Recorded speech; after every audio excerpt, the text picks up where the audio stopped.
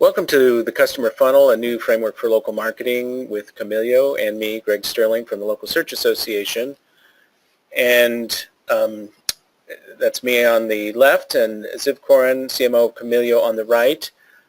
Today what we're going to be doing is unpacking the concept that the title references, Customer Funnel Marketing. The LSA released a report in cooperation with Camilyo recently. Some of you have downloaded it, many of you have not. We'll give you the URL. And it argues in favor of a new approach to local digital marketing. Here's the URL, thelsa.org/customer-funnel. And then the notion behind the report is that there needs to be a new approach to marketing to small businesses. The notion of adding point solution after point solution to a growing list or a growing menu of options is not working for anybody.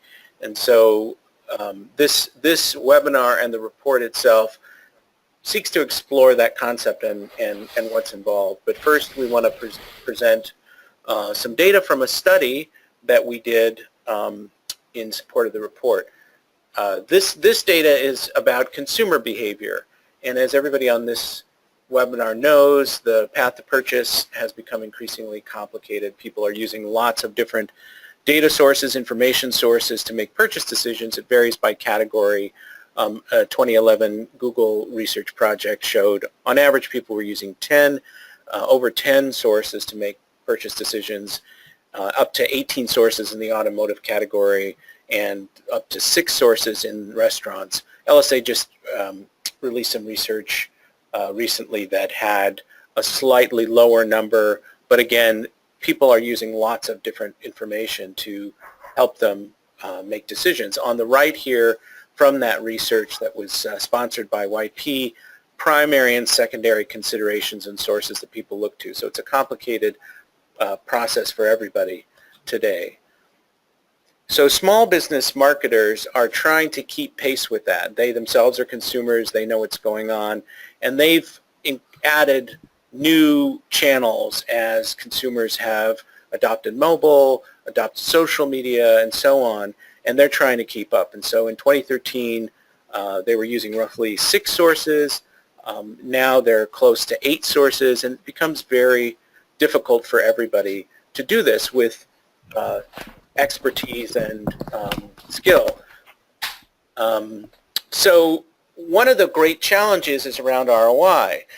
When all these channels are in play and many business owners don't know which ones are effective, and there's a lot of research that shows people are uncertain about the effectiveness of the different marketing channels that they're using. So in this particular study, which is one of many, 62% of these folks were saying that either they thought their marketing was not effective or they weren't sure.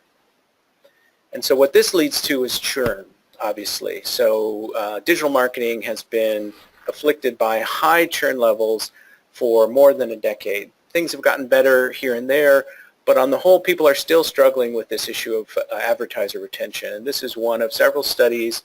This is a Thrive Analytics study who works with LSA. Poor program results or poor ROI or perception of poor ROI is one of the major sources of churn. Customer service, pricing, and so on are other contributing factors. But this idea that they don't know exactly what's working, that they're not necessarily getting value or they don't see themselves getting value is one of the things that's driving churn in the industry. So Ziv came to us and had a thesis about what needed to happen in the marketplace, and that was the genesis of this report. And to support that, we did 2 studies. We did one with small business marketers and one with different companies in the industry who sold marketing services, technology providers. And you see the sample sizes. These are North American businesses. So about 110 small businesses, or excuse me, about 110 industry survey respondents who are marketing service providers, and about 300 small businesses. And we asked them parallel sets of questions. So basically what we did was ask the industry respondents one question and ask a very similar or identical question to the small businesses. But first we tried to find out who these folks were. 84% of our industry respondents were selling directly to small business customers, and they identified a distribution of ad spend that was concentrated below 500 per month, and then in many cases over $1,000 per month. So there was a broad distribution of marketing spending represented in the survey. Most of the small business respondents had been in business from between 5 and 20 years, though about a third less than 5 years. Most of them under 10 employees, and a substantial portion, almost a fifth, were solo practitioners, sole proprietorships, and then the bulk of these folks in the aggregate spent less than $1,000 monthly on marketing. In this particular sample, and this is consistent with other data, most of the small businesses were not using a marketing consultant or outside firm. I mean, I know there's a perception that small businesses are not doing any kind of self-service when it comes to digital marketing, but in fact, the opposite is true. Most of the market is doing some version of self-service. They may not be doing it particularly well or particularly effectively, but the data consistently show that the majority are doing some portion of their own digital marketing. And in this particular survey, we saw that 67% were not getting any kind of outside help. But among those firms that were using a consultant or marketing service provider, in many cases they were using more than one.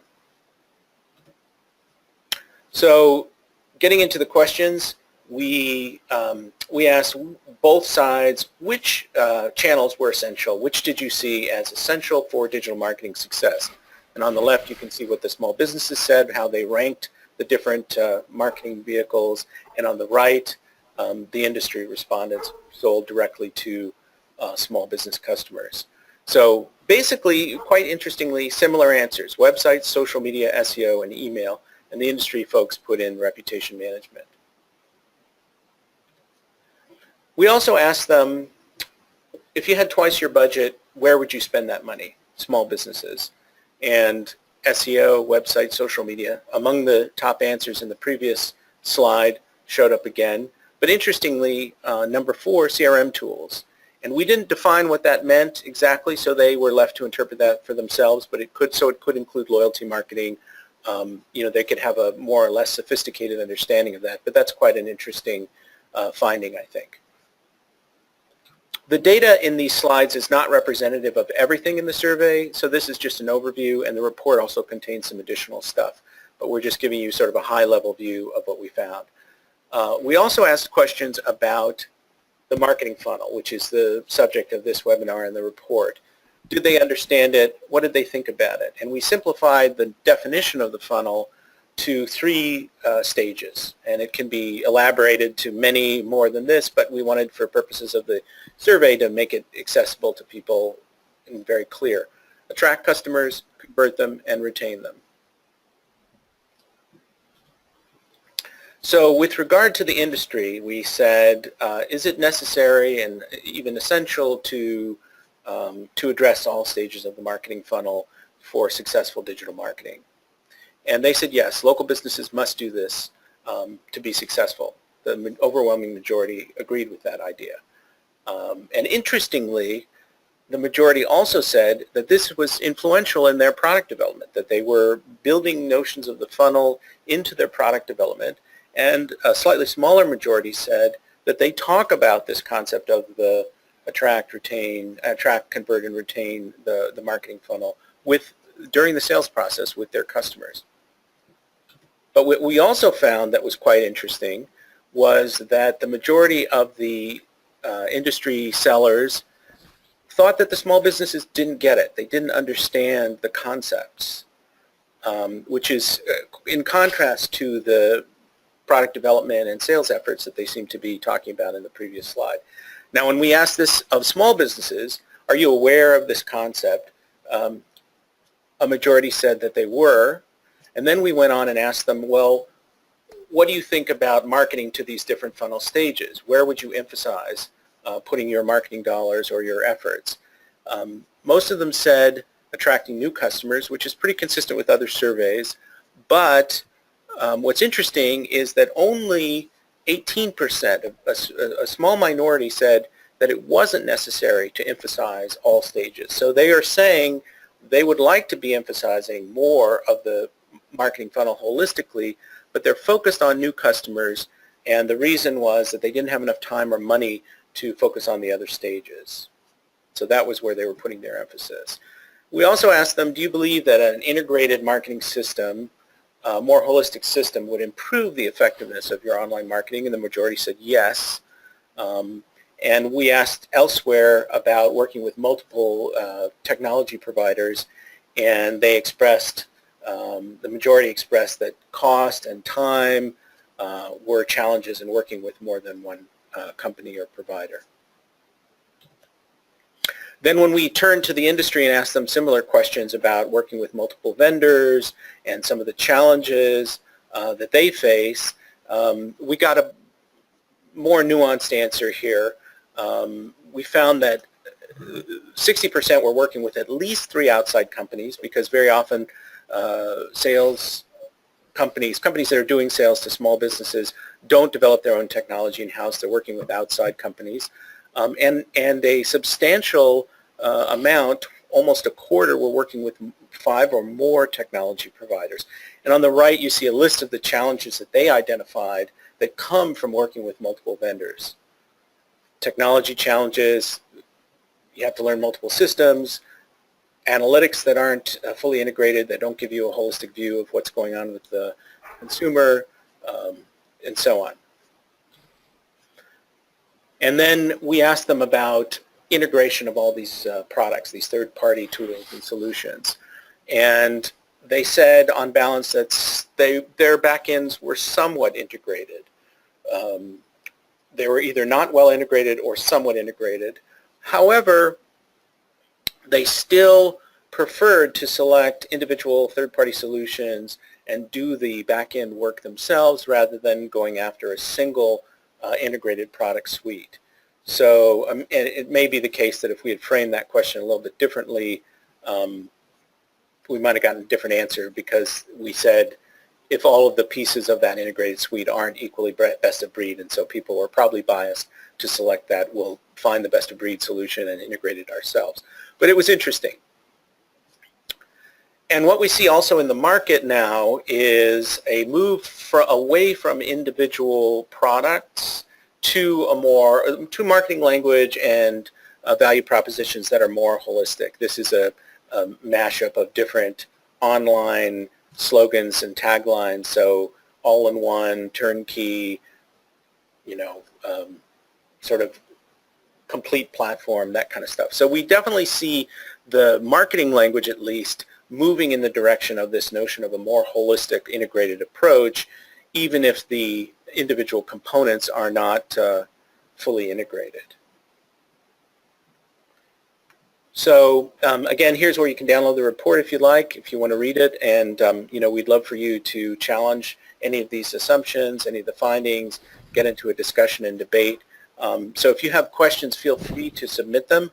I'm going to ask Ziv to come into the conversation now. We're going to talk a little bit about his perceptions of what's going on, and then we'll take questions from the audience. So feel free to submit them at any time about any of this material that I've just gone over, anything in the report, or if you just have general comments or questions about the sort of state of small business marketing, we can talk about that. So Ziv, are you there? Yeah. Hey, Greg. Okay, welcome. Thanks for being here. It's late at night in your time zone. Late evening.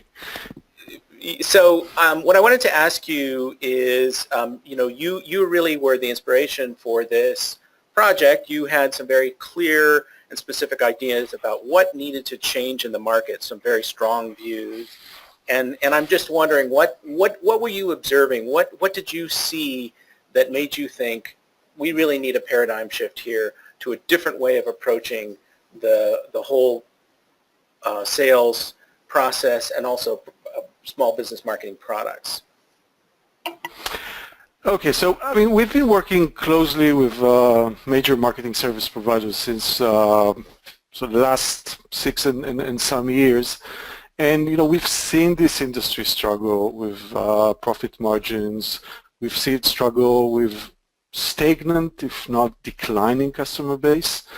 And the odd thing for us was that this was actually happening in a market that should have been growing, with more and more small business realizing that being online is really a must and not a nice to have, and more online products that were needed to address the complexity, which was supposed to mean, more opportunities for service providers to sell them.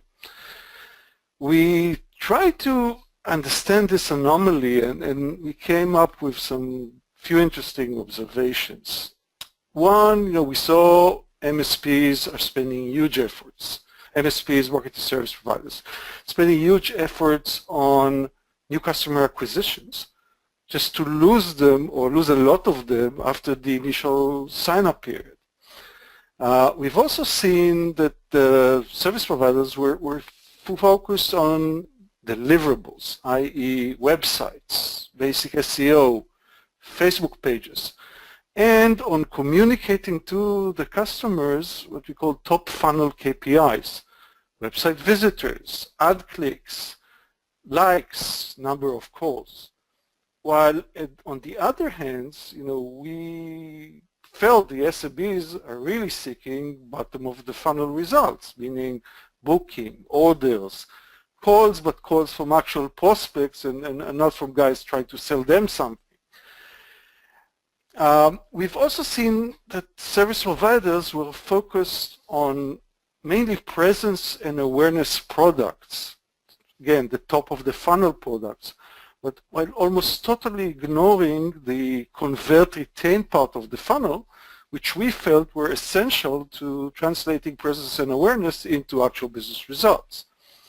And we've also seen presence products being commoditized, with the emergence of DIY companies like Wix and Weebly and Squarespace and MailChimp, for instance. So based on those observations of what's going wrong in the market, we started believing that the key to providing real value to SMBs require addressing the full attack, convert, retain consumer funnel.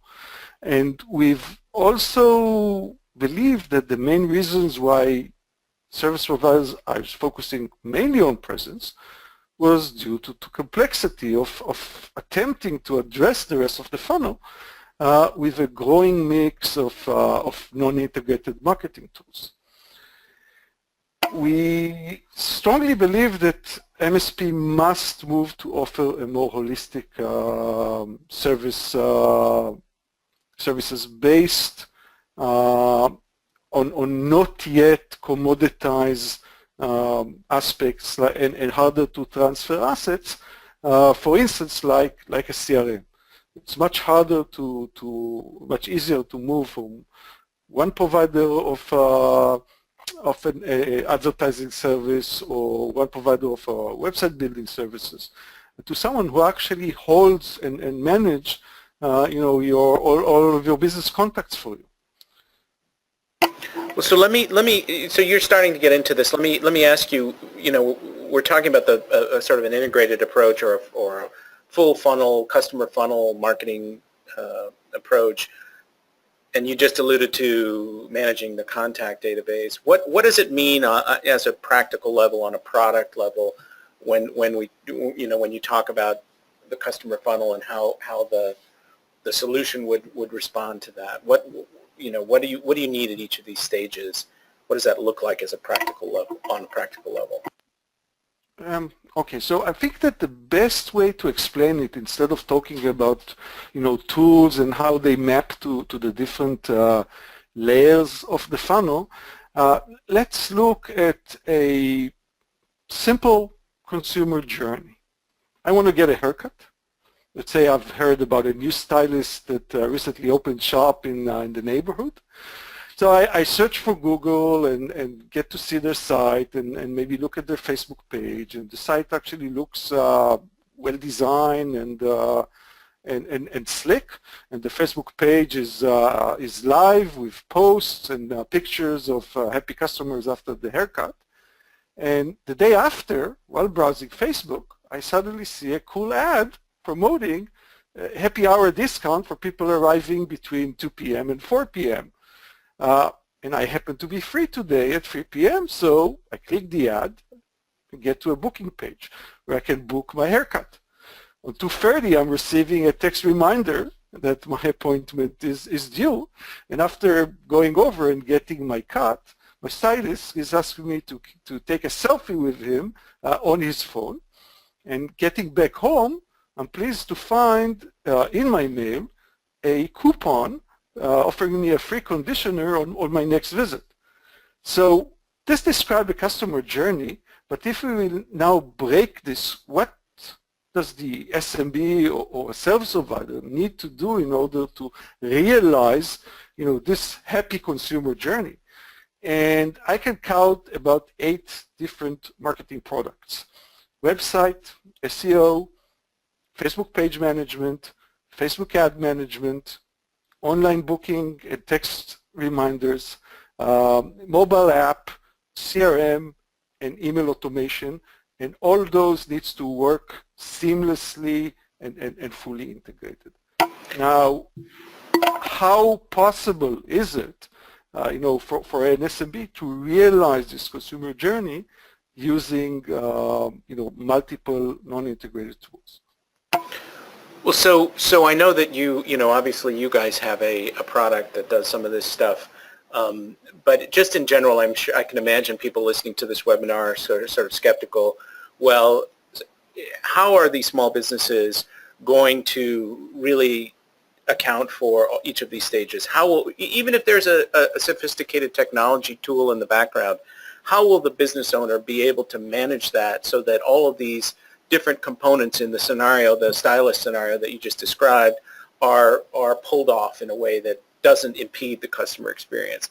Because most small business owners, even though they may be smart, just don't have the technology expertise or sophistication to manage all these different tools.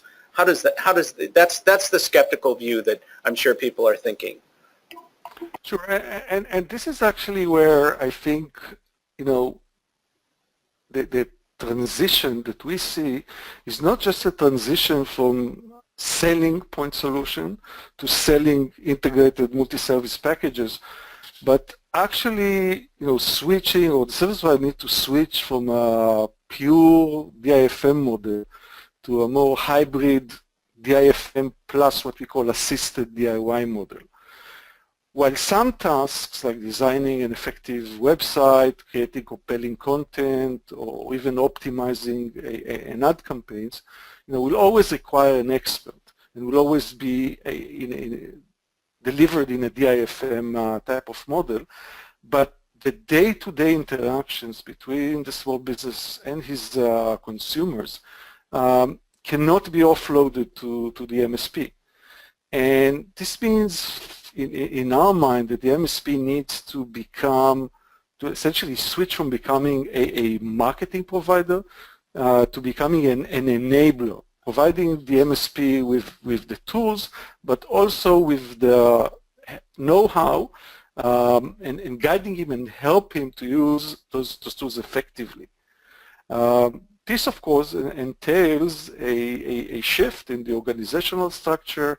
It requires the MSP to invest in creating a layer of web consultants that will be responsible to monitor, train, guide, and essentially support the SMBs on how they can use online tools to better manage their businesses. But then again, this layer would also be responsible for retention, upsell, and will essentially change the way the MSP is interacting with his own customers, which are the SMBs. Well, so I want to remind people that they can ask questions for me, for Ziv, of any of the stuff that they've seen, or just about the topic in general about what needs to change in the world of local marketing, small business marketing. A couple more questions. So I want you to clarify why, I mean, you've sort of already alluded to this, but maybe just clarify why the top of the funnel traffic acquisition strategies that have dominated small business marketing solutions, why is that bad? Why is that something that people should diversify away from. Just if you can kind of take a moment to explain that a little bit more fully. Sure. So, we've already kind of touched the points, the simple fact that you simply can't deliver onto SMB expectations, which essentially they expect bottom of the funnel results by just providing presence and awareness products.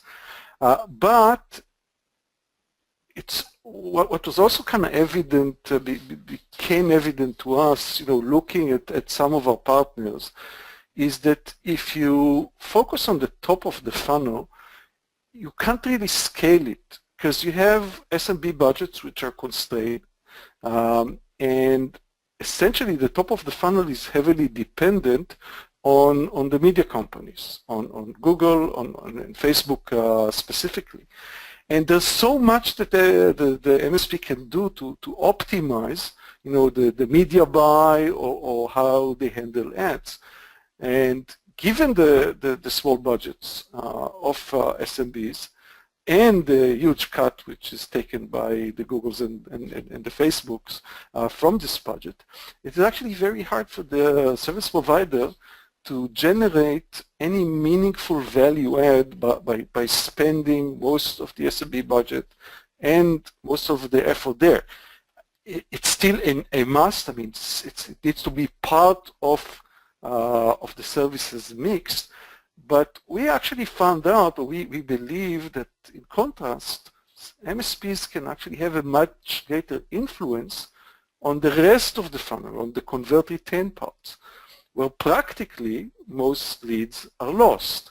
And I'll give you an example that actually happened for me in my house.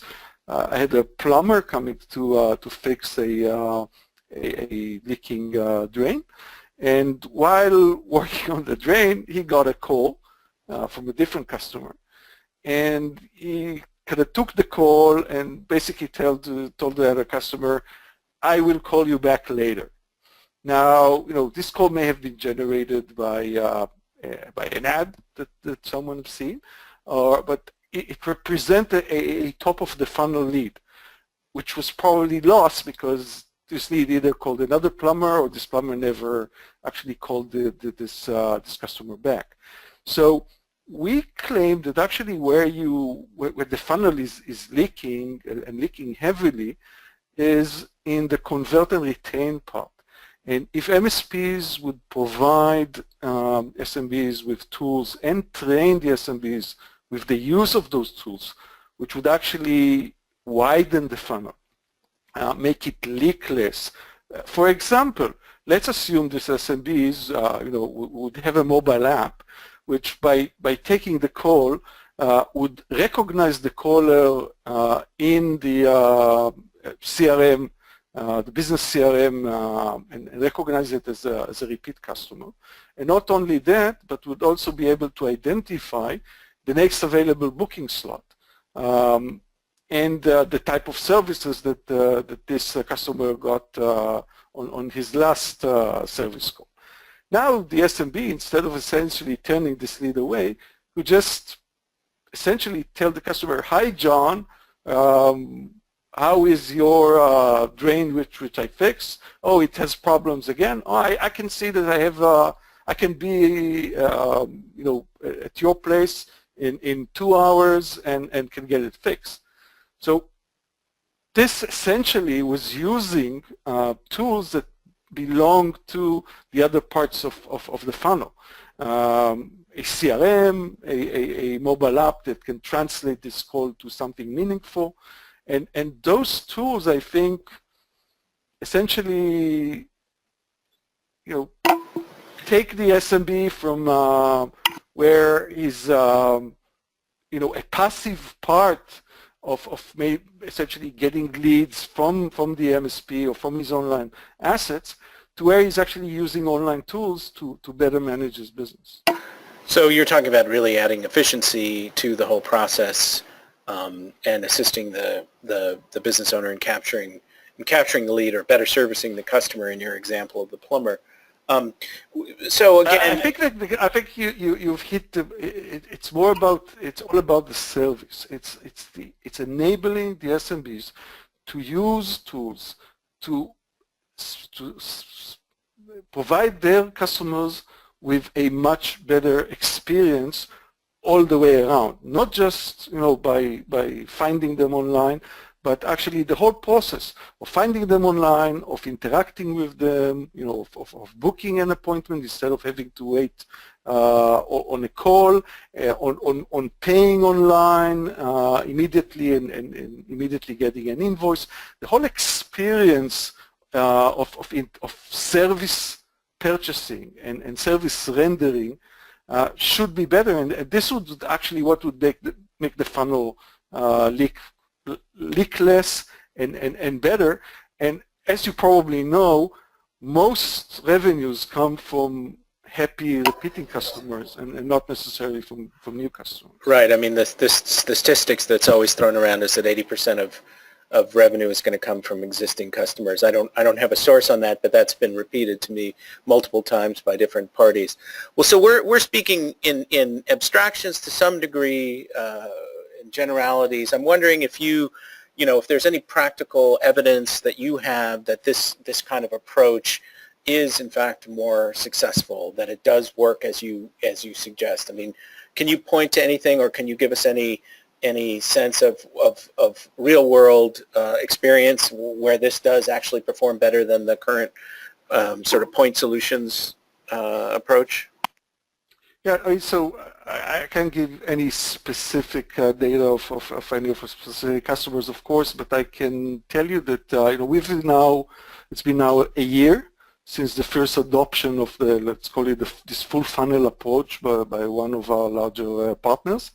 And today already 5 of our top partners have either already moved or are in the process of moving to selling integrated multi-service packages. And based on our estimates, at the end of Q1, we'll actually have more SMB accounts on our systems with multi-service packages as opposed to just point solutions. Now, the partners that have already started selling those packages are all reporting significant sales increase almost from the get-go. And we've asked them if they can explain it. Why do they think that this is actually helping them sell more? Because you could argue that by selling a much more complex offering, they may be charging more per package, but they will sell less because of the increased complexity. And we've actually learned we've got some very interesting inputs. And essentially, we kind of discovered the packages are actually working well for limited budget because they are taking away the need for the SMB to choose. And usually an SMB, again, he has a fixed budget. I'm giving this example that in Israel, everything costs the SMB 2,000 shekels. He wants a new website, it's 2,000 shekels. He wants SEO services, it costs 2,000 shekels. He wants social media management, it's 2,000 shekels. But what happens if he only have 4,000 shekels? Then he needs to decide what he's giving up. And any time that any of us are in a purchase decision where we feel that we need to give up something, it basically means that we will know, it will be harder for us to decide. We may postpone the decision, and even after we will make the decision, there will always be this nagging thought of, did we choose right? Maybe we should have chosen something different. Now, with the introduction of a wide kind of all-inclusive package, you're actually taking away this burden of choice from the SMB, and you're also taking the burden of having to explain or recommend what to take from the salesperson. So the salesperson who now, I think both of us were in Ljubljana, where one of the German YPs were describing how they've created a deck of cards or a fan for the salespeople with each of the products explained, so they can explain to the SMB what each product mean and why they need it. But this is no longer needed if you're just telling him, look, here's a package, it will have everything that you need, it's coming with one very attractive price, which is much more attractive than buying each of them separately, which again is a great selling point because we all love deals. We all like to feel that we're getting so much more from our budget, and this essentially is what they believe is helping them to sell. In some cases, twice as much as they were selling per salesperson we're trying to sell point solutions. So we have a few questions here, and then I want to follow up on what you just said. So just some logistical questions. The slides and the recording will be available by later in the week, and everybody who registered will get an email linking to that so they can get the slides and the full recording.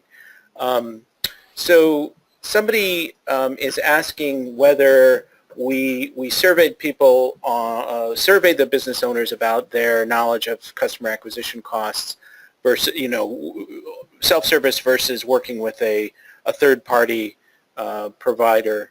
And we did not. We did not ask them specifically, do you understand how much it costs to acquire a customer, and sort of explore that in the context of a third-party relationship.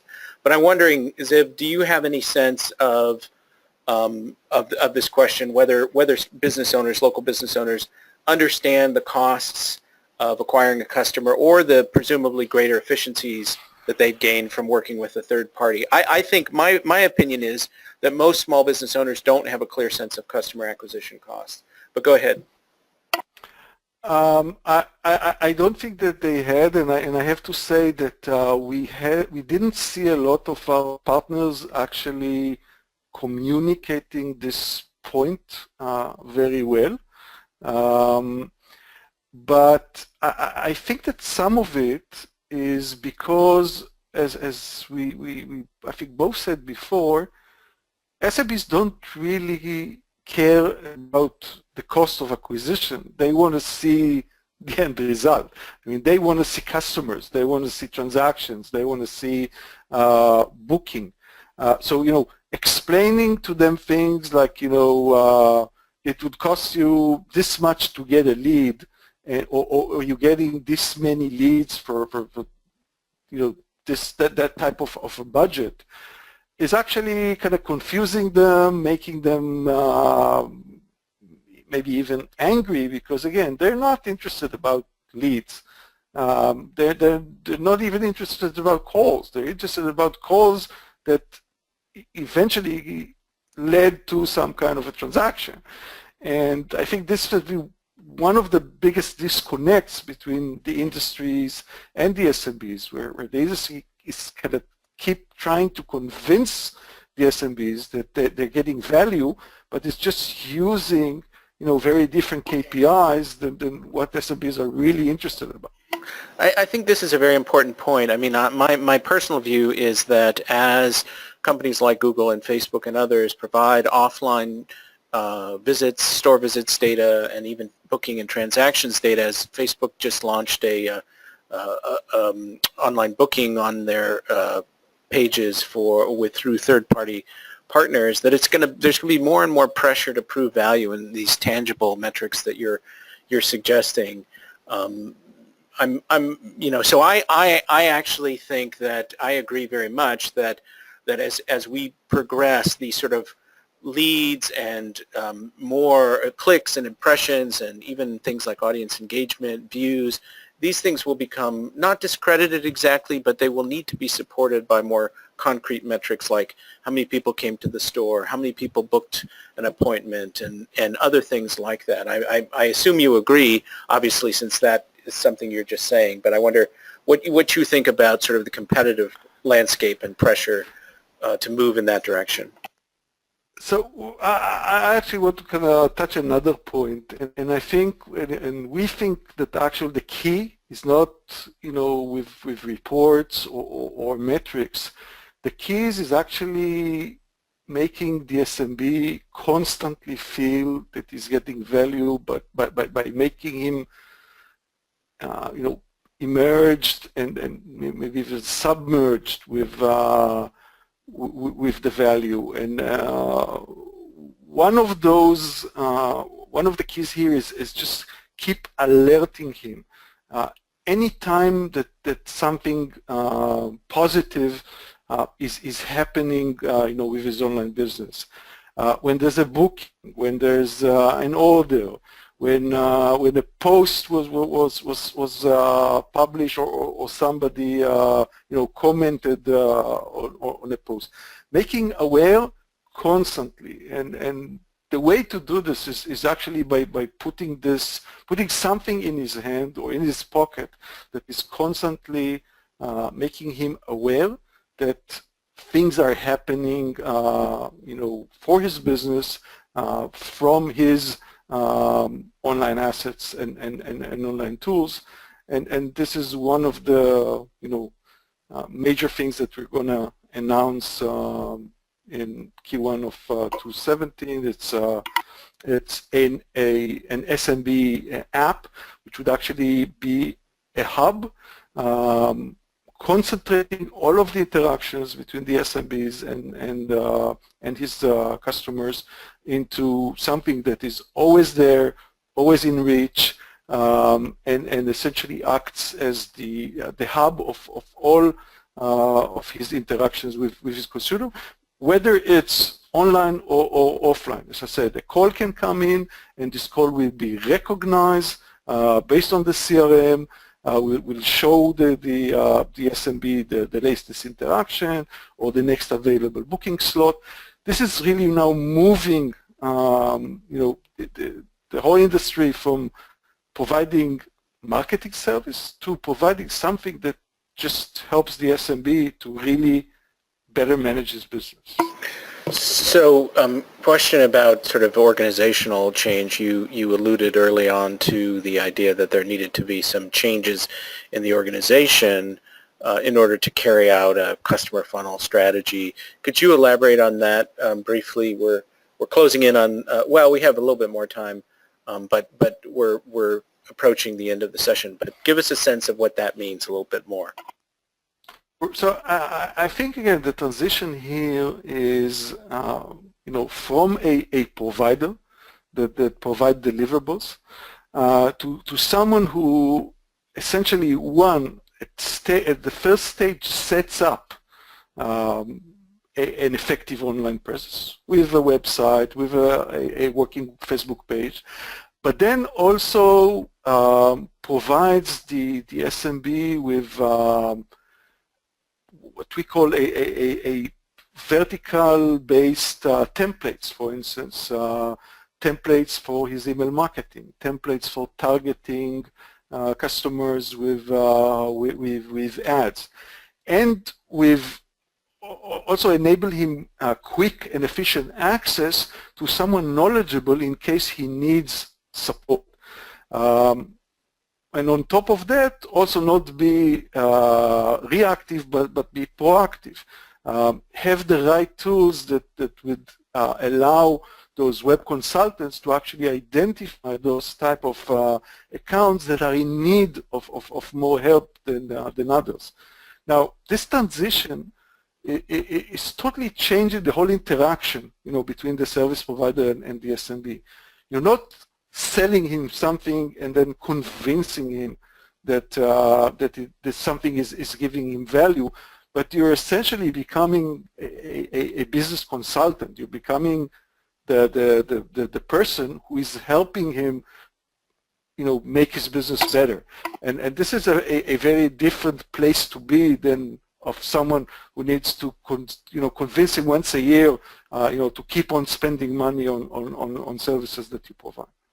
So it sounds like a lot of the heavy lifting is shifted from the sales interaction where education currently has to happen and some diagnostic determination of which products to buy to after the sale to the account management, where that's where the complexity or that's where the burden now resides in the model that you're advocating. Is that fair, or how should we understand that?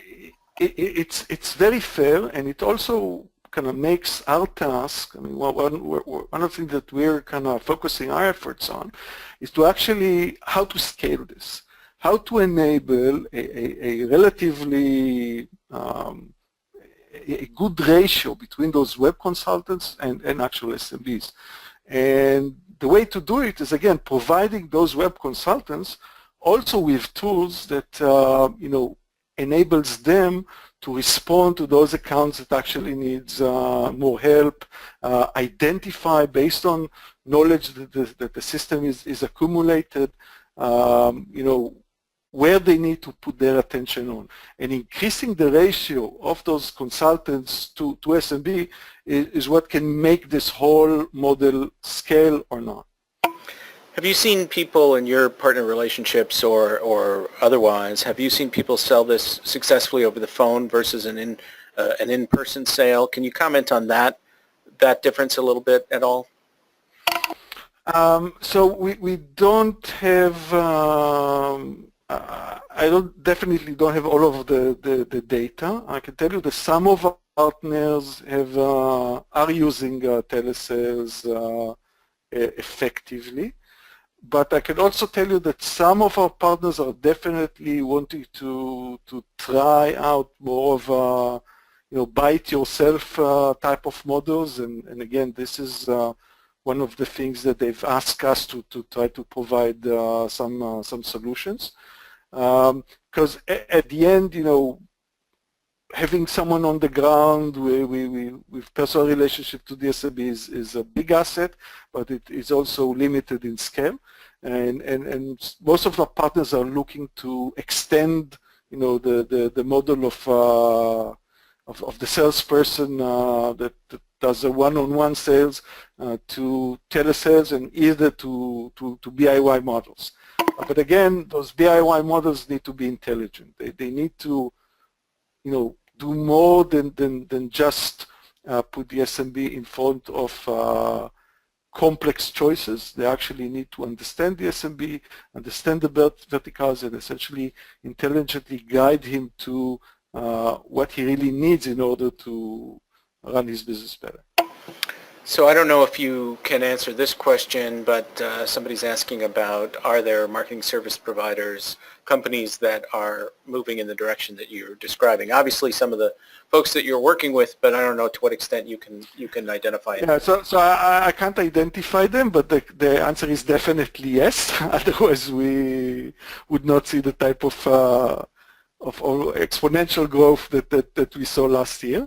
I think it's kind of easy, to kind of Google around a bit and see who is now offering, multi-service funnel packages. It shouldn't be a very difficult task. There are people in different continents doing this, correct? It's not all concentrated in North America, definitely. Or Europe, right? We have partners in the U.S., in Latin America, in Europe, and in, of course, Israel, who are kind of already started to either do it or move to this direction. And again, they do it because the evidence on the ground says that it pays off. We've gone through most of the questions here. I want to invite any last questions from people for Ziv or for me or for the study. We've got the URL up. You can download it and you can follow up with us and ask or challenge any of the ideas or assumptions. I mean, I think, as I said, I look at the market broadly. and I do think that the booking, scheduling, these operational support kind of technologies that you're talking about are becoming more important and becoming more, Square is doing some of this, and there are others out there that include, obviously including you guys, that are doing versions of CRM solutions or loyalty marketing or multi-function product suites. And I think that, it's important for people to think through the ideas that are presented in this report, because we can't, as an industry, we can't stay where we are for many of the reasons that have already been discussed. So I think whether it's working with Camilyo or working with somebody else or developing something yourself, you need to really think about how to move in this direction. And we're certainly open to people who don't agree and want to challenge that view. So do you have any last thoughts or observations or recommendations for people about anything? Yeah, I mean, definitely. Well, maybe we were kind of the first to market, trying to kind of push this concept and a bit educate the market. But now, we're seeing guys like Wix essentially launching an integrated set of tools on top of the website offering. We're actually seeing Facebook, now offering a mini CRM, which is tightly integrated with lead generation that also happens on Facebook without having to go outside of Facebook to booking. So this concept of an all-in-one, well-integrated, that provide the end consumer with a consistent journey, we now see more and more people who are trying to realize this. And I think that whoever is providing services in this industry cannot ignore it anymore. One final question just popped up. Somebody wants to know, I've been inviting contrary views, but somebody wants to know what are some of the opposing viewpoints. And I don't necessarily think there are any to the concept. I think, any opposition might come to the particulars that are involved in execution, or just the objection of inertia, right? There's too much change required, too many modifications, too many adjustments. So we might see some passive resistance to this because people are doing things in a certain way and it's costly and difficult to make these changes. Can you, as a final matter, Ziv, comment on the challenges of moving from where people may be selling the menu of products to a sort of a more holistic, integrated approach? What kind of pain is involved in making that transition, if any? I mean, the main pain, again, is that you need to create a layer of people who understand digital and understand, how to realize. You have this customer journey that I've described, which needs like 8 different tools. Someone needs to understand how to work this journey and how to realize it for an SMB. And this is definitely a challenge, but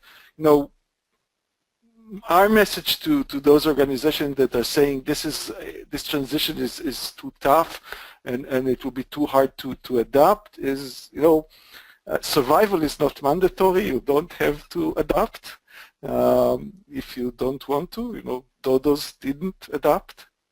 They're not here today with us anymore. So, adoption and specifically in this market, which keep on changing and running forward like crazy. If you're not willing to adapt, if you're not willing to learn the new tricks, we probably won't have you in our next webinar next year. Okay, on that note, hopefully all of you will be around next year, and if you want to download the report, you can get it at this URL or go to the lsa.org and you can find it on our website. I want to thank Ziv Koren from Camilyo for this discussion and for the entire process that we've gone through. And I know there's some interesting ideas about the future that you'll be able to talk about on another occasion. So thank you very much, and thanks to everybody for attending, and we'll see you on the next webinar.